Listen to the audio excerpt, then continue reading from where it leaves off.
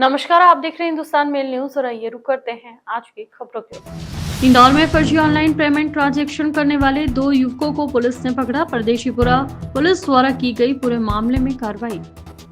विजयनगर में सड़क धंसी, drainage line में रिसाव, लोगों ने मेट्रो प्रोजेक्ट के बैरिकेड्स लगाकर किया सुरक्षित। क्राइम ब्रांच ने ब्राउन शुगर के साथ 2 आरोपियों को पकड़ा।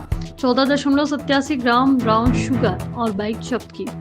राजा रघुवंशी मर्डर केस, सोनम पर पार्षद का फूटा गुस्सा। फिल्मी स्टाइल में शराब की दुकान के बाहर पिस्तौल के साथ भागम भाग, एरोड्रम थाना क्षेत्र का है मामला।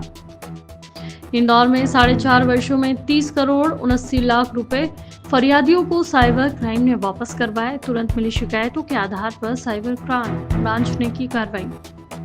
इंदौर में ऑनलाइन धोखाधड़ी को लेकर एक और चौंकाने वाला मामला सामने आया है, जिसमें आरोपियों ने सोशल मीडिया से सीखा और फिर ज्वेलर्स की दुकान उपयोग करते हुए 46,000 रुपए की धोखाधड़ी की वारदात को अंजाम दिया। तो वहीं पूरे मामले में पुलिस ने दोनों ही आरोपियों को गिरफ्तार कर लिया है।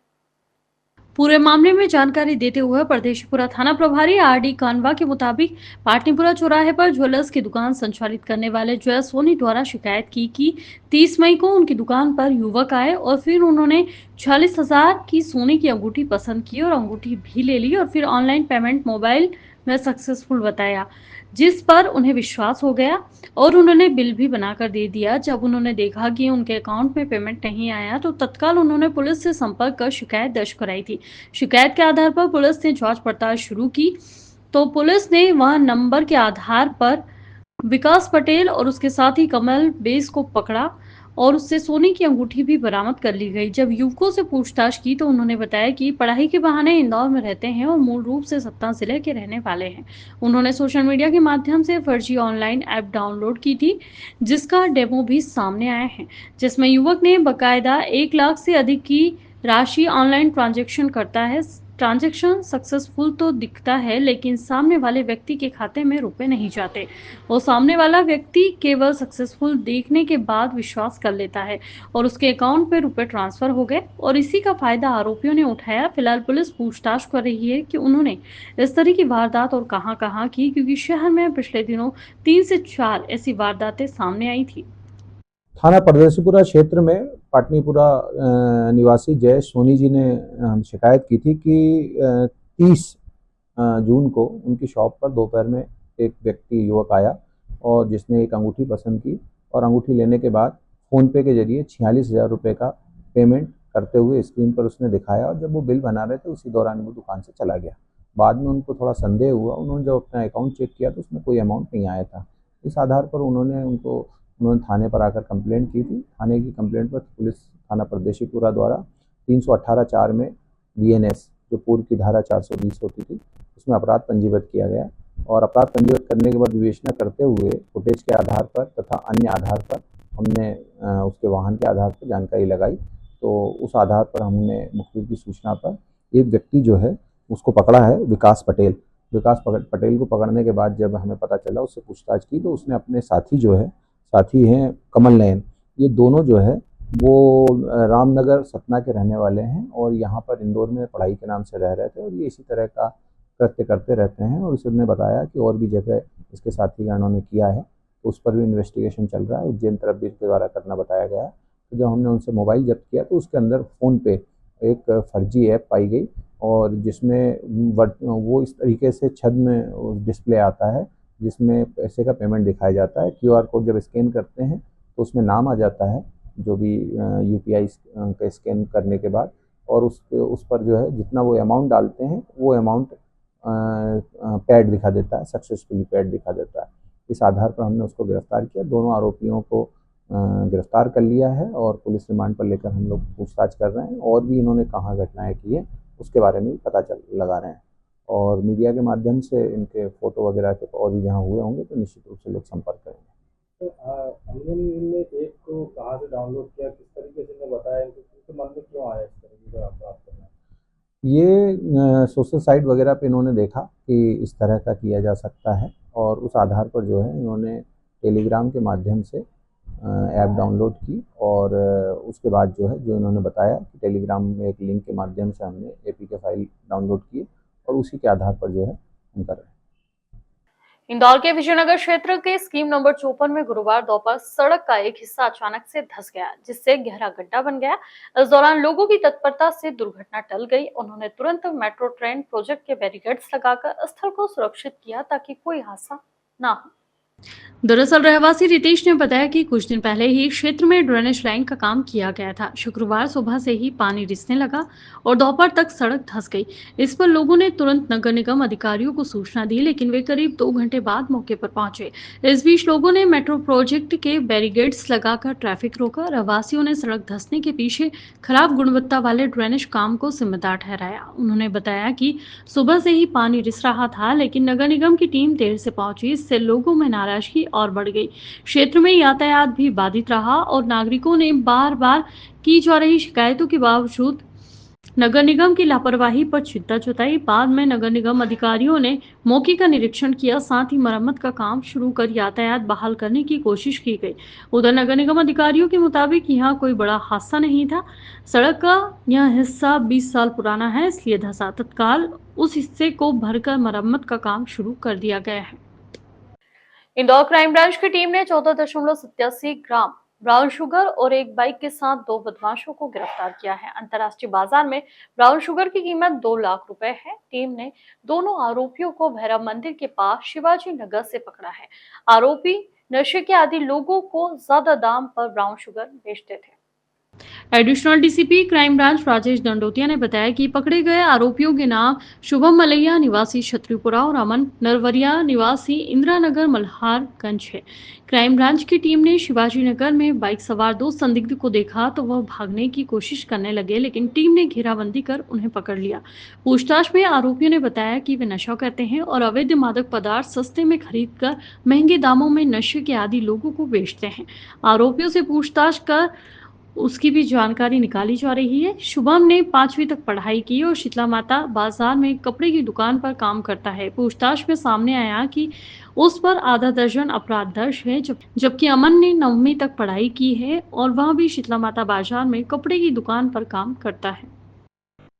इंदौर के चर्चित राजा रघुवंशी हत्याकांड में अब जनप्रतिनिधियों का गुस्सा भी सामने आने लगा है। कांग्रेस की महिला पार्षद रुबीना इकबाल ने सोनम पर कड़ा बयान देते हुए कहा कि उसने केवल अपने पति की हत्या नहीं की, बल्कि इंदौर की छवि और समाज में रिश्तों की मर्यादाओं को भी ठेस पहुंचाई है। उन्होंने सोनम के लिए सख्त सजा की मांग करते हुए कहा कि उसे चौराहे पर खड़ा कर कोड़े मारे जाए या फिर फांसी की सजा दी जाए। पार्षद रुबीना इकबाल ने कहा कि इंदौर पूरे देश में स्वच्छता और संस्कारों के लिए जाना जाता है, लेकिन सोनम ने पूरे शहर को शर्मसार कर दिया। उन्होंने कहा, अगर सोनम को किसी और से प्रेम था तो शादी से पहले बता देती। शादी के बाद पति की हत्या करके उसने कई रिश्तों को कलंकित कर दिया। अब वहां जब भी इंदौर आएगी तो मैं तमाशा मारकर सवाल जरूर करूंगी कि क्या किसी की जान लेना जरूरी था? उसे चौराहे पर कोड़े मारो फिर फांसी दो। रुबीना इकबाल ने कहा कि सोनम ने जो किया उसके लिए कोई भी सजा कम है। ऐसी सजा होनी चाहिए जिससे समाज में एक कड़ा संदेश जाए। इंदौर के एरोड्रम थाना क्षेत्र में शराब की दुकान के बाहर फिल्मी स्टाइल में पिस्तौल लहराने वाले बदमाश को पुलिस ने गिरफ्तार कर पिस्तौल और 2 जिंदा कारतूस बरामद किए हैं, तो वहीं साथ ही तलाश की जा रही है। इंदौर के एरोड्रम थाना क्षेत्र में छोटा बांगड़दा में शराब की दुकान के बाहर पिस्टल लेकर फिल्मी स्टाइल में बदमाश द्वारा एक युवक का पीछा किया जा रहा था, जिसके सीसीटीवी फुटेज भी सोशल मीडिया पर वायरल हुए हैं। उसके बाद क्राइम ब्रांच और थाने की पुलिस द्वारा संयुक्त रूप से कार्रवाई करते हुए पप्पू सोनी नामक एक बदमाश को गिरफ्तार किया गया। बताया जा रहा है कि वह निक्की नामक युवक पर हमला करने के लिए पहुंचा था, लेकिन पिस्टल अचानक से चली नहीं और वह उसके पीछे कई दूर तक भागा भी। वायरल वीडियो के आधार पर पुलिस ने पप्पू को गिरफ्तार कर लिया और उससे विभिन्न पहलुओं पर पूछताछ की जा रही है, तो वहीं एक पिस्टल और 2 जिंदा कारतूस भी पुलिस ने बरामद किए हैं। Social media monitoring cell crime branch के द्वारा लगातार मॉनिटरिंग की जा रही है। जितना कि कोई अवैध अस्त्र शस्त्र का प्रदर्शन करता है या फिर कोई गलत कमेंट्स करता है, तो इस पर से सोशल मीडिया मॉनिटरिंग सेल पर एक ऐसा एक सीसीटीवी फुटेज सामने आया जिसमें कि जो कि वायरल हो रहा था, जिसमें कि व्यक्ति अवैध जो एक व्यक्ति फायरिंग करता हुआ दिखाई दे रहा है। तो इस पर से जो मुँह बंधे हुआ था, तो इस पर से क्राइम ब्रांच के द्वारा तत्काल उसकी ग्राउंड इंटेलिजेंस कलेक्ट किया गया तो इस आधार पर एक व्यक्ति को एक व्यक्ति के बारे में पता चला, जिसमें कि एरोड्रम थाना क्षेत्र का रहने वाला होता है। तो एरोड्रम थाना क्षेत्र को सूचना दी गई। एरोड्रम थाना के द्वारा ये इसमें कार्रवाई करते हुए इसमें पप्पू सोनी नाम के एक व्यक्ति को गिरफ्तार किया है, जिसके कब्जे से एक पिस्टल और 2 जिंदा कारतूस जब्त किए गए हैं। आर्म्स एक्ट के तहत ये कार्रवाई की गई है। इंदौर में पुलिस और सामाजिक संगठनों के द्वारा साइबर अपराध की रोकथाम के लिए तमाम जागरूकता अभियान चलाने के बावजूद भी चौंकाने वाले आंकड़े सामने आ रहे हैं, जिसमें साइबर ब्रांच की टीम द्वारा पिछले 4.5 साल का आंकड़ा सामने आया है, जिसमें 30 करोड़ 79 लाख रुपए वापस करवाए। Crime branch additional DCP Rajesh Dandotiya के मुताबिक साइबर अपराध के आंकड़े जागरूकता के कारण कम जरूर हुए हैं, लेकिन रुक नहीं रहे। उनका कहना है कि साइबर अपराध लगातार बढ़ रहा है, क्योंकि कई अधिकांश ऐसे मामले देखे गए जिन मामलों में जागरूकता फैलाई जाती है, उसके बाद साइबर अपराधी नया अपडेट साइबर अपराध क्रिएट कर लेते हैं, जिसके कारण लोगों को भ्रमित कर अपने जाल में फंसाते हैं और फिर विभिन्न तरह से साइबर अपराध की घटनाओं को अंजाम देना। पिछले दिनों फर्जी हाउस अरेस्टिंग की घटनाएं बढ़ी थी, जिस मामले में जागरूकता की गई तो अब वह मामले काफी हद तक कम हो गए, लेकिन ऑनलाइन पेमेंट और ट्रांजैक्शन के ओटीपी नंबरों के आधार पर यह मामले बढ़ रहे हैं, जिसमें अधिकांश युवाओं को निशाना बनाया जा रहा है। ये क्राइम ब्रांच के द्वारा लगातार जो साइबर क्राइम में जो विक्टिम से शिकार होते हैं, फाइनेंशियल फ्रॉड होता है, तो उसमें 1930 के जरिए और एनसीआरपी का रिपोर्टिंग पोर्टल है जो www.cybercrime.gov.in, इसके माध्यम से लगातार उनकी जो पैसे की रिफंड कराई जाती है, राशि वापस कराई जाती है, उन अकाउंट्स को ब्लॉक करके जिन अकाउंट में पैसा जाता है। 2021 में अगर हम देखेंगे तो 2021 में 1 करोड़ 37 लाख का रिफंड कराया गया था, जबकि 2022 में ये आंकड़ा बढ़कर 3 करोड़ 92 लाख हो गया था, जबकि 2023 में ये आंकड़ा बढ़कर 5 करोड़ हुआ और 24 में सर्वाधिक राशि रिकवर कराई थी, जो थी 14 करोड़ 20 लाख। अभी जून तक क्राइम ब्रांच के द्वारा 6 करोड़ 37 लाख रुपए की रिकवरी करा दी गई है और इसमें लगातार कोशिश की जा रही है कि लोगों को जागरूक किया जाकर कि किस तरह से जैसे उनके साथ फ्रॉड होता है तो कहाँ किस नंबर पर उनको कॉल करना है, तो इस पर से उनको जागरूक किया जा रहा है। और उन नंबर के लिए सोशल मीडिया प्लेटफॉर्म का भी यूज किया जा रहा है, जिसमें रील्स और पॉडकास्ट और अन्य सेशंस के माध्यम से लोगों को जागरूक किया जा रहा है। 1930 और www.cybercrime.gov.in, जैसे ही उनको पता चलता है कि वो विक्टिम हो गए हैं, तत्काल इस पर रिपोर्ट करें, उसके लिए उनको जागरूक किया जा रहा है, सेंसिटाइज किया जा रहा है। यह कुल मिलाकर 4.5 वर्षों के आंकड़े हैं, जिसमें यह साबित होता है कि किस तरीके से साइबर अपराधियों ने केवल इंदौर जिले में ही इतने करोड़ रुपए का साइबर अपराध करने का प्रयास किया, जिसमें साइबर क्राइम ब्रांच ने तत्काल कार्रवाई करते हुए मिली शिकायत के आधार पर निराकरण किया, जबकि इससे अधिकांश मामले सामने आए हैं जिनमें साइबर क्राइम ब्रांच शिकायत की देरी के कारण रुपए वापस नहीं कर पाई।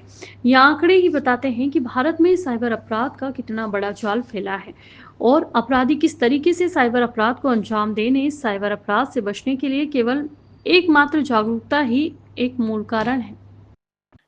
इंदौर के भबरकुआ थाना क्षेत्र में मारपीट का एक वीडियो सोशल मीडिया पर वायरल हुआ है, जिस पर पुलिस ने वैधानिक कार्रवाई करते हुए मारपीट करने वाले युवाओं पर प्रतिबंधात्मक धाराओं में कार्रवाई कर जेल की सलाखों के पीछे कर दिया है।